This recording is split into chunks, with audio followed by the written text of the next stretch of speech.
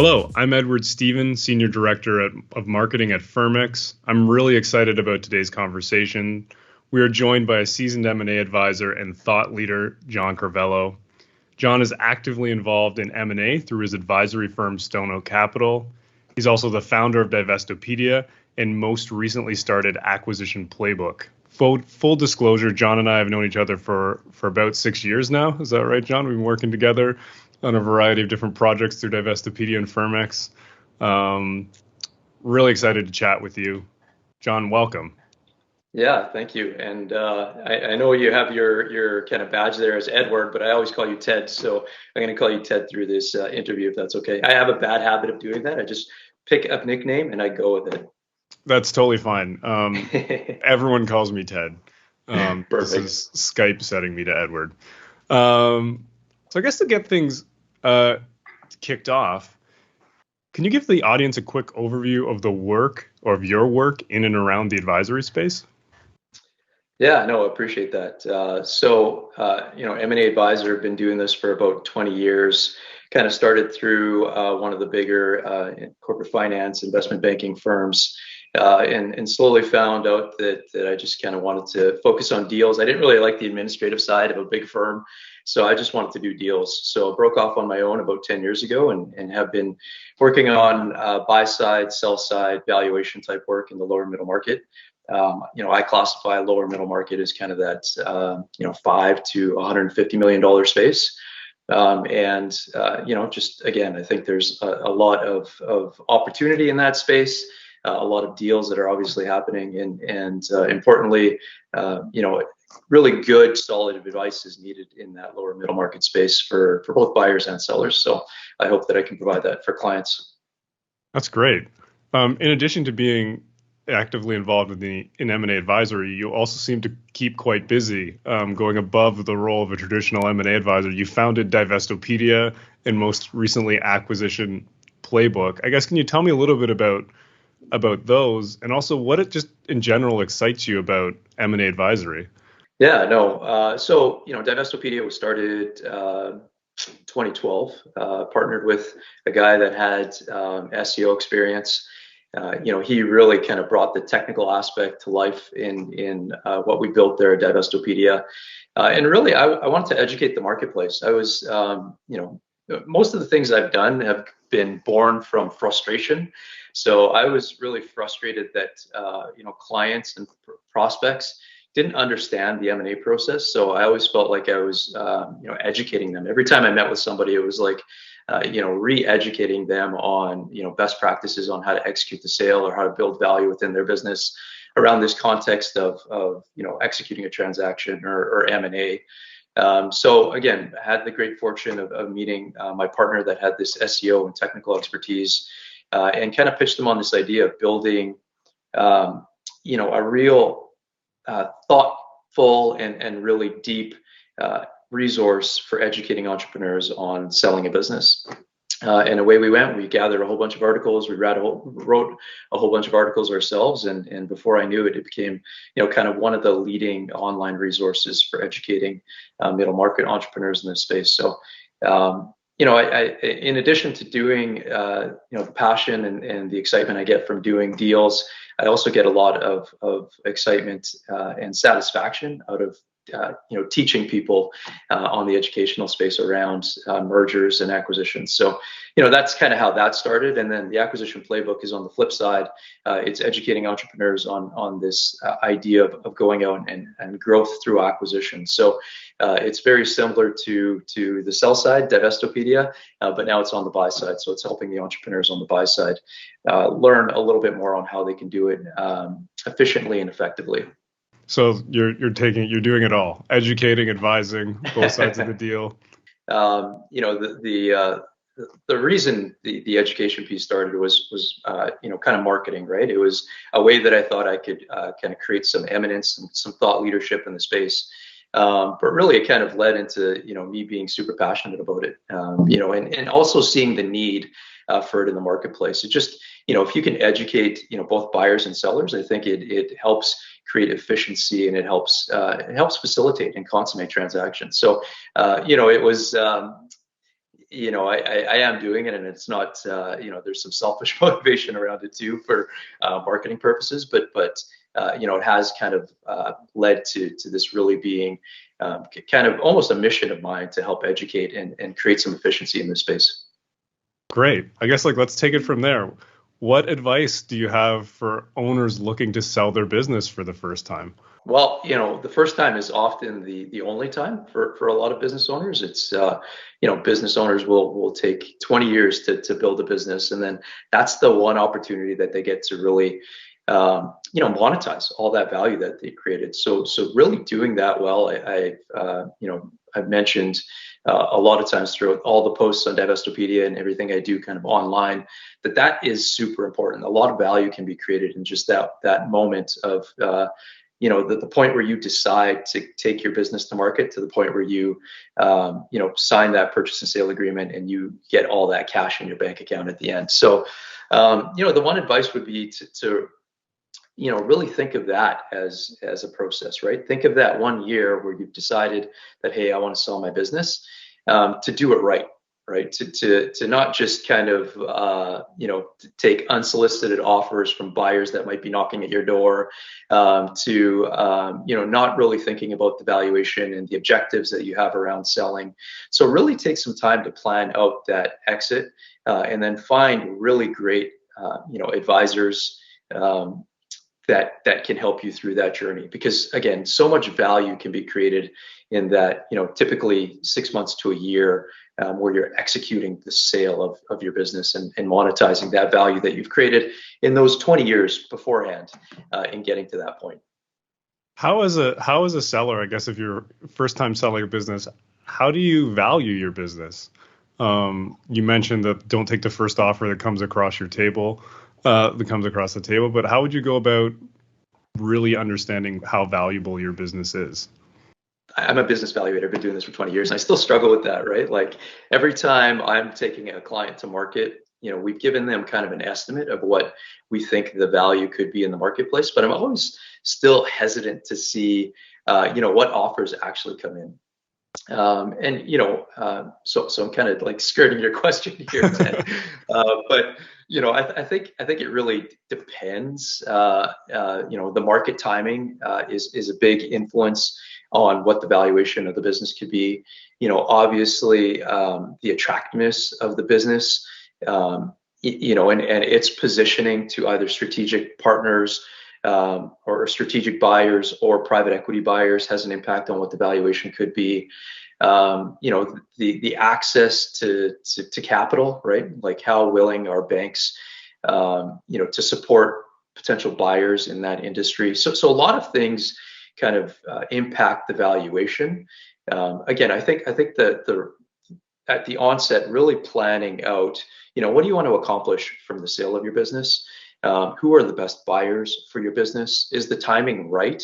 Am I personally ready? Like a lot of those things, putting those in place is going to help you increase value in your business. So I know I totally didn't answer any of your question at the beginning, but I think rather than how do you value, it's more important to think about what are the things that I could do to help me meet my objectives when I'm selling, and if that objective is increasing value, then there's a few things that you could do to really help you kind of execute on a higher valuation. That makes a lot of sense. There are some of the people who will be watching this will be not just business owners; they'll be M&A advisors, and something like as someone who's been in the data room space, looking at M&A advisory from the outside in, and something that always amazes me about M&A advisors is how they manage clients' expectations. Do you have any tricks for that? So somebody who's maybe getting new to the advisory space, helping a client walk through that process that you talked about, valuations, because in some cases maybe they're undervaluing their business in their own minds. In other cases, maybe they're overvaluing it. There's a lot of psychology that goes into that. Yeah, I mean, expectations at the onset. I think any business is saleable, right, at the right price and terms. So the only problem is a lot of business owners that are looking to sell their business maybe don't like the right price and terms, right? So for me, I'm not one of those guys that tries to oversell and underdeliver. I'm the opposite, right? I undersell and I try to overdeliver. So, I always come into my client advisory relationships being really open and honest, saying, listen, this is what I think I can get in the marketplace. And truthfully, that turns some people off. Some people just say, well, this other advisor over here said that I could get twice that. And I, for me, I say, that's perfect. Go for it. I think you should probably choose that advisor if you think he can execute. But this business is, most of my fees are contingency based. So for me to kind of set expectations that are really high, that even I don't think I can achieve, it just doesn't make any sense. It's not, it's not a business model that makes a lot of sense for me or for my clients, because we just don't get a deal that gets completed or gets consummated. So I guess the advice that I would say for advisors is really kind of don't set the bar low. I don't want to say that, but set a realistic expectation on what you think you can achieve in the marketplace, and then go out and deliver, and try to exceed those expectations by managing a process really efficiently and effectively, to maybe create a competitive auction process to get better terms on a deal and throughout the transaction. So that's kind of how I approach it. Other people might approach it differently, but really it's worked well for me to just be really upfront on setting that expectations, and then partnering with people that believe in my abilities to exceed that expectation. Great. You touched on this a little bit about, I guess, structuring the deal, and I know one of the first things that we work, basically how we know each other, is through the M&A fee guide, which we recently released our 5th edition of it. Full credit to you. It was your idea. So I guess really appreciate it. I know people find it really valuable. What advice would you have in terms of actually structuring the deal, either for an M&A advisor or maybe both, like from the perspective of an advisor and then also the perspective of a business owner? Yeah, and the M&A fee guide, as I mentioned before, came from frustrations I just had in the industry, right? Like, my clients would always come to me and ask me for a fee proposal, and I would give it to them, based on what I thought was reasonable and what I thought was market, but I didn't really have any external kind of resources to go and say, yeah, there's, in this region or for this size of deal, these are typical fees. So, that lack of kind of transparency in the market always drove me crazy. So, I had the good fortune of working with you guys to put this fee guide out there, and I'm super grateful and thankful that people find it valuable. People have reached out to me from around the world, seeing me as kind of like this M&A fee expert now, which again I'm super grateful and humbled by. So getting back to your original question around deal M&A fee structuring. So I think. I think the guide provides, again, some basis for reasonableness of fees. Like, so an advisor can take that guide and can provide it to their clients, and it doesn't become they can see the guide and they can see that, yeah, the fees that you're proposing are reasonable. They can understand kind of some of the more detailed terms around an M&A fee engagement that they might not have thought about. Things like, what are the level of work fees? Are work fees netted against success fees? What is the actual calculation of success fees based on, right? Is it based on enterprise value? Is it based on just proceeds that they receive? So some of the nuances within an engagement letter, they can see that and really understand the terms around it, and then what's fair. And the thing for advisors that I like is that now, it's not a question. It shouldn't be a question on your client side about, the fees and the terms of the engagement. It should be more of a question around the capabilities and the expertise that the advisor has. And that's what I really like, is that it brings this transparency. So it's not about, now a client trying to find, somebody that'll charge them the lowest percentage success fee. It's now about saying, okay, these fees are fair and within a reasonable range.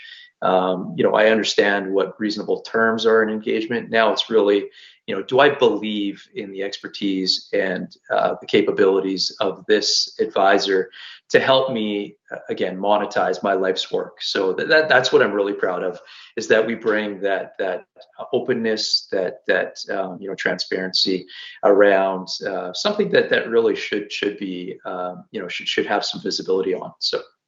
Yeah, I think based on the feedback we get, a lot of advisors feel the same way you do. It's nice to have that transparency and be able to understand how they stack up. Are they charging fair rates? And in most cases, they are. And then also just understanding changes over time and the details and nuances of how fees are structured, which we won't get into here. It's a little bit too deep.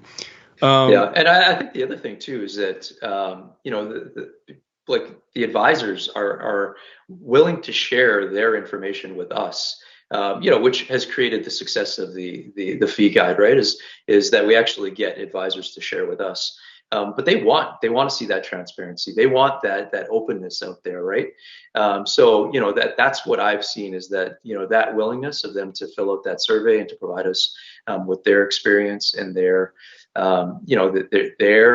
levels of fees that they're charging, helps contribute to this community of great advisors out there that are wanting to see some openness and transparency in this very kind of opaque market, which again was what really frustrated me and drove me to building Divestopedia. It led me to meeting you and Firmex to help us create this really awesome M&A fee report.